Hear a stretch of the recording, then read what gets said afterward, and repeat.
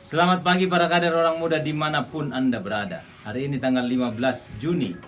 Judul dari materi kita hari ini adalah siapa bosnya? Dan yang menjalankan pelayanannya seperti orang-orang yang melayani Tuhan dan bukan manusia.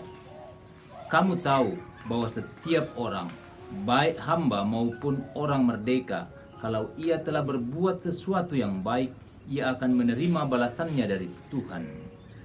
Dan kamu tuan-tuan, perbuatlah demikian juga terhadap mereka dan jauhkanlah ancaman. Ingatlah bahwa Tuhan mereka dan Tuhan kamu ada di sorga dan ia tidak memandang muka.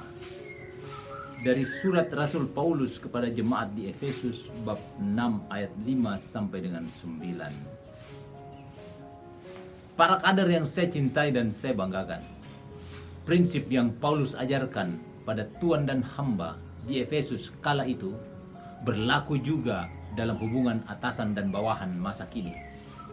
2 kali dia mengingatkan kalau kita tidak boleh menjadi orang yang menjilat. Rajin bekerja kalau diawasi, kalau tidak diawasi malas. Kita harus bekerja sebagai pelayanan kepada Tuhan.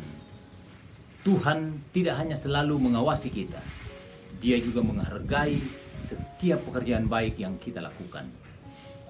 Orang-orang mungkin lupa betapa cepat Anda melakukan pekerjaan Anda, tetapi mereka akan ingat seberapa baik Anda melakukannya.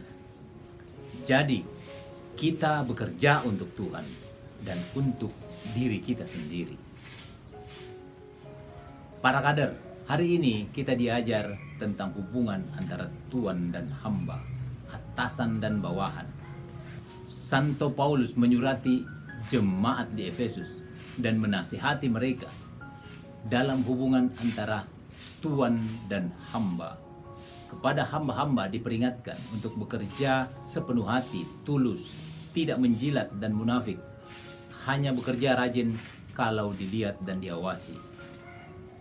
Harus bekerja seperti mereka bekerja melayani Tuhan. Jadi tidak perlu diawasi. Karena kalau kita bekerja untuk Tuhan, kita tahu Tuhan bukan hanya mengawasi kita, tetapi selalu menghargai setiap pekerjaan baik.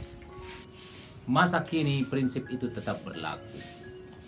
Bukan soal tuan dan hamba lagi, tetapi mungkin atasan dan bawahan, pemimpin dan anggotanya.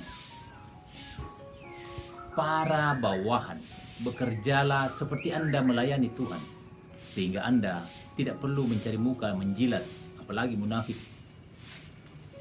Tetapi bekerja dengan tulus dan selalu yakin apa yang Anda kerjakan dengan baik akan diperhatikan oleh Tuhan.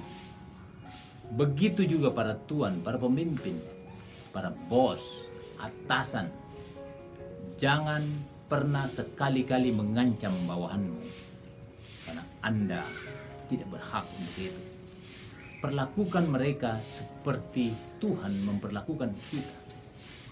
Kalau prinsip-prinsip ini tetap kita hidupi dalam keseharian kita, dalam hubungan atasan bawahan di masa kini, niscaya kita akan bekerja dengan baik dan menghasilkan buah yang berlimpah.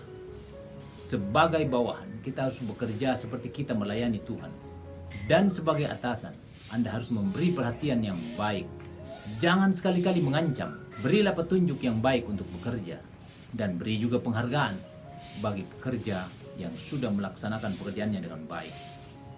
Saudara-saudara, jadi siapa bosnya?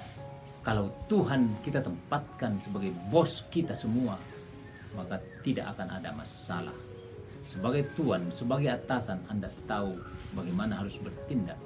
Dan sebagai bawahan, sebagai pekerja, sebagai pengabdi, tahu apa yang harus kita lakukan. Karena bos kita adalah Tuhan dan diri kita sendiri. Jangan pernah menjilat. Bekerjalah untuk Tuhan. Para kader, pertanyaan kita hari ini. Anda bekerja untuk siapa? Apakah etos kerja Anda menunjukkan hal itu? Selamat belajar dan berlatih terus-menerus mengenali bos kita siapa. Dan karena itu kita akan bekerja dengan lebih baik. Tuhan beserta kita. Amin.